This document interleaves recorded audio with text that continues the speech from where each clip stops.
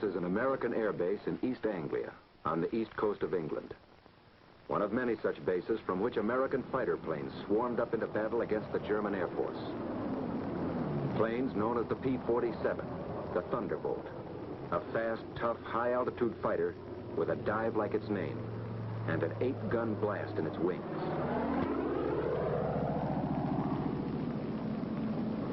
The Lightning, the P-38, master of the air in many theaters of war with its long range and concentrated firepower.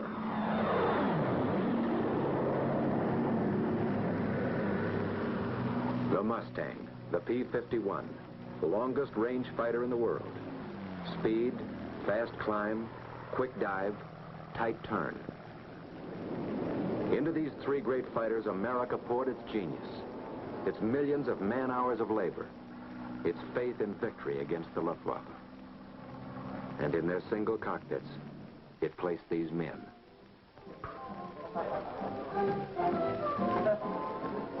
Relaxing now, but not for long. At headquarters, 8th Air Force, General Doolittle is discussing fighter protection. The 8th Fighter Command will give fighter cover, 2 targets, and back from the target. Desirable that we peel off as many fighters as possible to come down east of the Ruhr and strafe ground targets.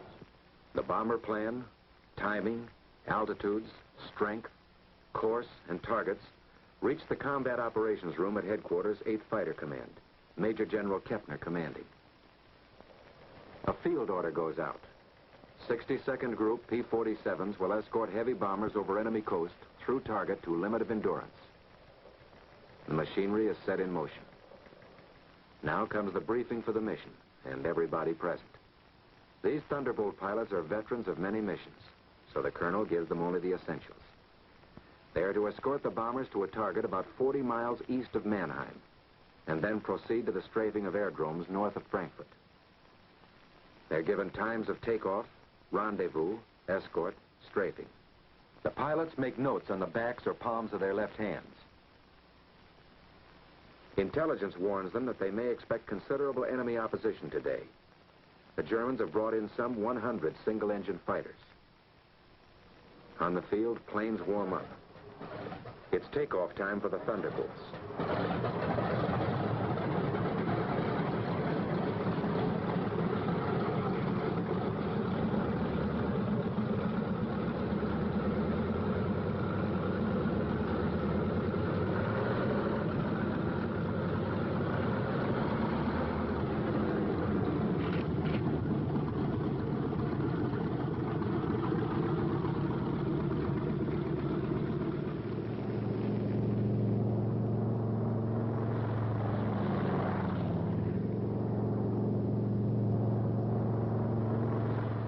At other bases timed to the escort schedule, the P-38s get underway.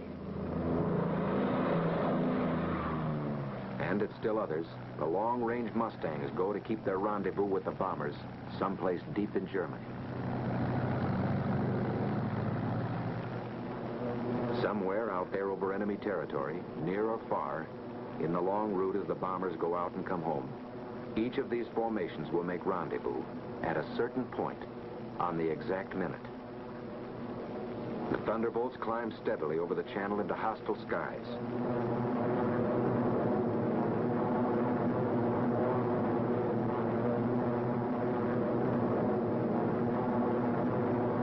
Close to rendezvous. And in the distance are the bombers. Advanced formations of an armada perhaps 100 miles long. The Thunderbolts maneuver for their escort position. Each pilot searches the sky, constantly watching for the main enemy attack, which may come near the coast or deep in Germany, or hit-and-run sneak attacks by the enemy's aerial snipers.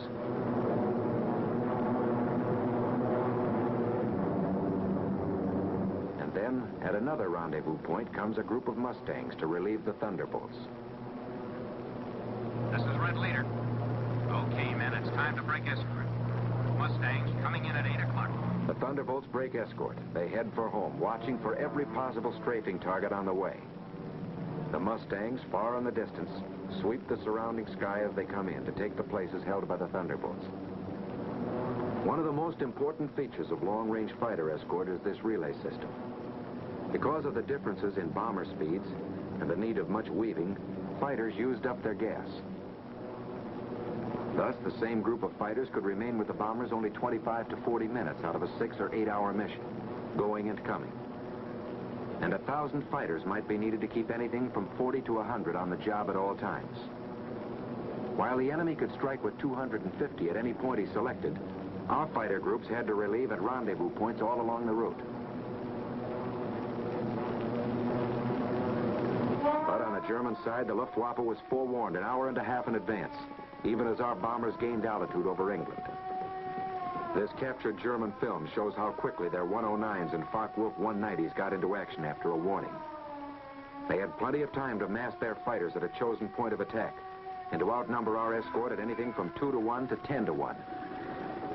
They were as grimly determined to stop our great daylight thrusts into their industrial heart as our bombers and fighters were resolved to press them home.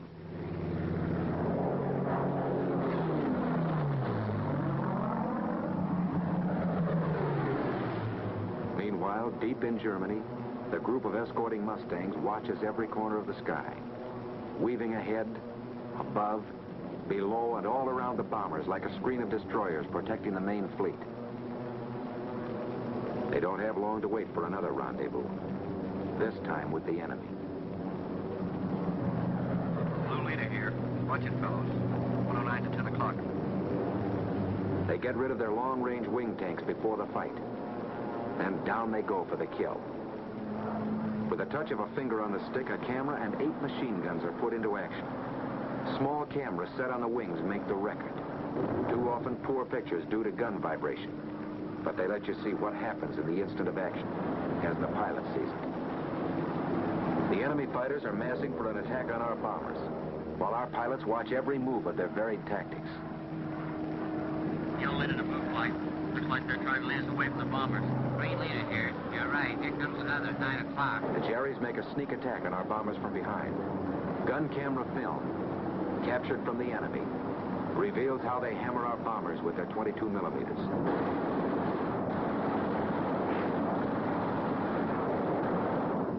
A B-17 catches fire and goes down in flames. This one had half his tail shot off, but is still going ahead.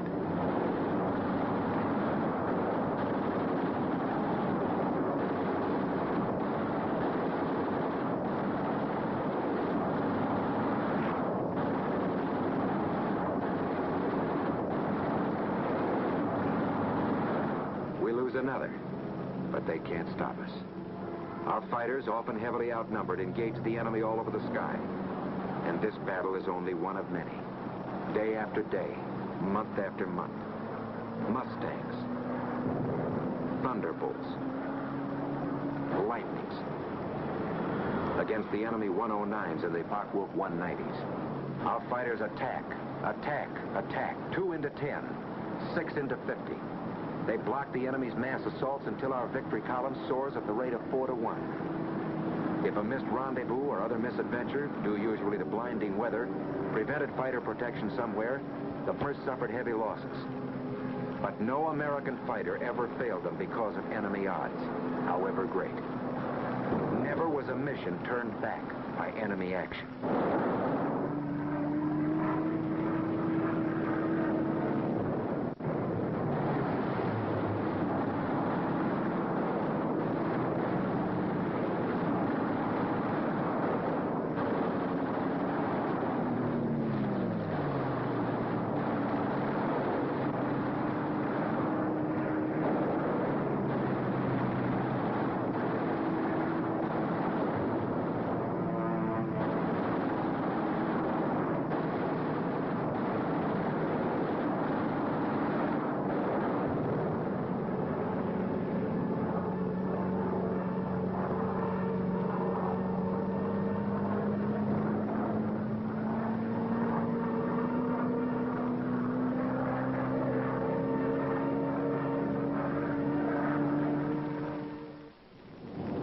Our ever-increasing fleets of fortresses and liberators pressed onto their targets and dropped their loads.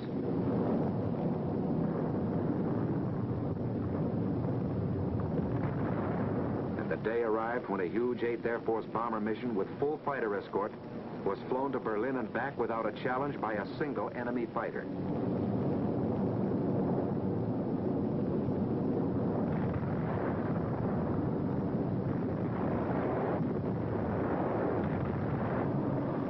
But before that eventful day, the Thunderbolts, Lightnings, and Mustangs had another mission to perform. Our bomber and fighter losses were strikingly less than the enemy's.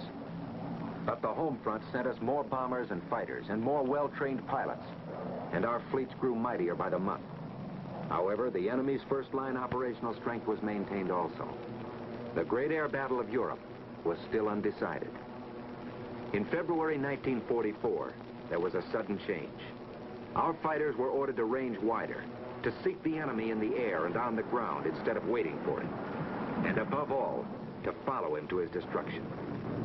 A gigantic fighter battle raged across the European skies with victories by our fighters alone of 60, 85, over 100 destroyed each day.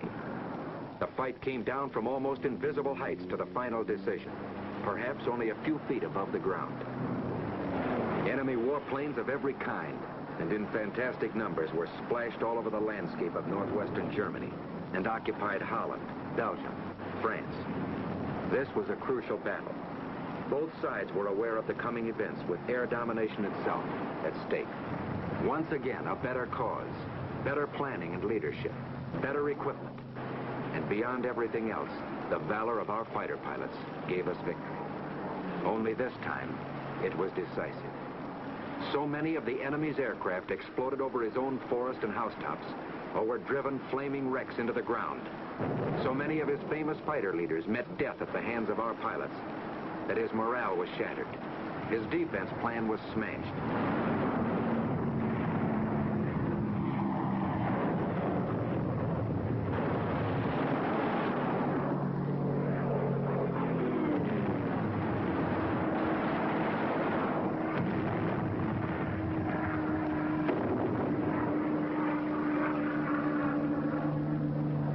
Quickly, our fighters seized their opportunity. Since the enemy did not come up to fight, down they went to blast his planes to pieces and burn them on his own aerodromes all over Western Europe and in the very heart of Germany. It was the most savage and devastating fighter attack on record. Returning from unchallenged escort duty and on many special missions, they burned his aircraft by hundreds from one airfield to another.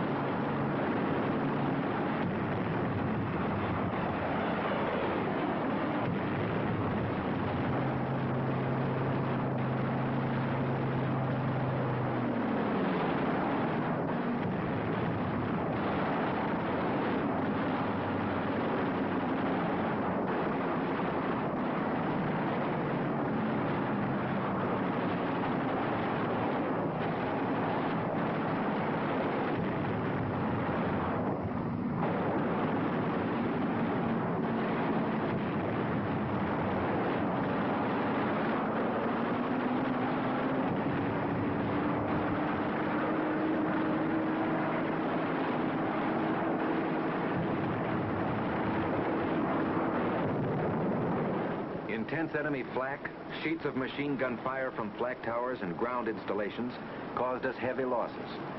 4 times as many as the same number of fighters would sustain in aerial combat. But our fighters never flinched, and by their courage, faced destruction in single-engine planes only a few feet above the ground, and 500 miles from their bases, until they had smashed the heavily concentrated frontline operational strength of the German Air Force forever. Now that the sky was ours, another great opportunity became ours too. The destruction of the enemy's transportation system that fed and supplied the great armies counted on to repel the Allied invasion forces. The enemy's roads and railroads were struck with the mighty force of air power. These were tense days, crucial days, and both sides knew it. Our fighters, freed by their bitterly won victory in the air, became a dominant factor on the ground. They exploded locomotives by the thousands and burned freight cars in uncounted numbers. No train in daylight hours was safe. No target too small, even a single railroad car. No marshaling yard a haven. The enemy's desperately needed rail transport system was shattered all over the map.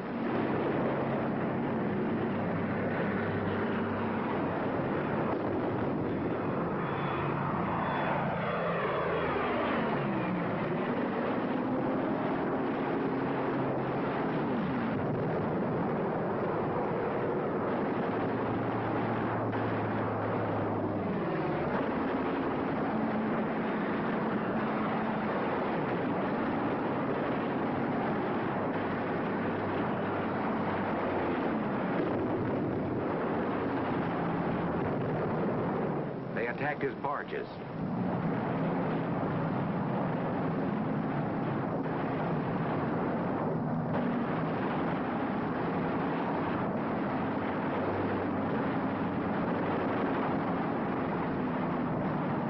His oil tanks.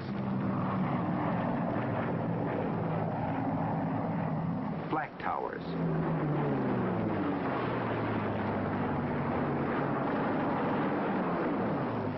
Radio and radar stations. Trucks carrying ammunition and supplies. Staff cars carrying high German officials.